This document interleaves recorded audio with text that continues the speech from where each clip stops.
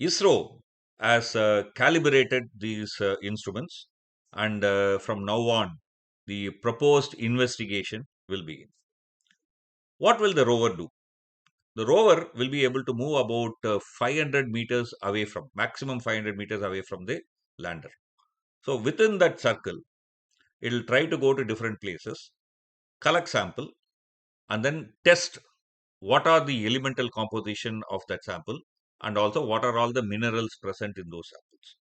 So basically, we will be able to get a profile of minerals and elements in the lunar soil, what's called as regolith. Lunar soil is called as regolith. So that's the first information that we will get.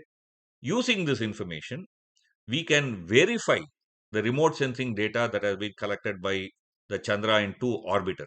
The orbiter has collected through remote sensing the profile of minerals in the different parts of the moon. So this will give you the ground truth so that it can give us confidence about that remote sensing data.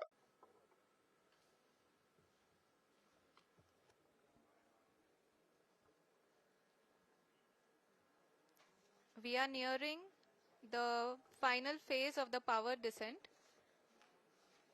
which is going to be the vertical descent phase or the local navigation phase.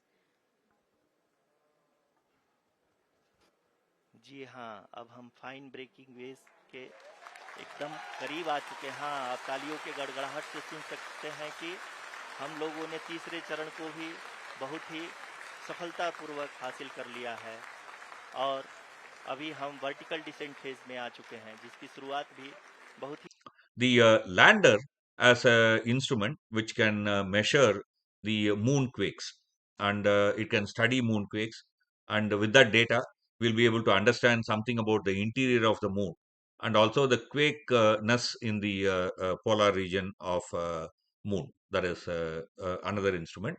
Then there is another instrument which will measure the plasma. We all have studied that matter is in three states, liquid, solid, and gas. There is a fourth state on Earth. For example, when there is a flash of lightning, that's actually plasma, right? And sun, a substantial amount of plasma. Matter is in the state of plasma. On Moon, near the surface, there is a very thin layer of plasma.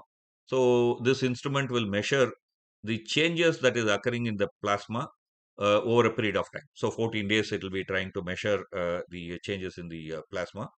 And then it also has an instrument to measure the thermal conductivity of the lunar soil, and also a retroreflector.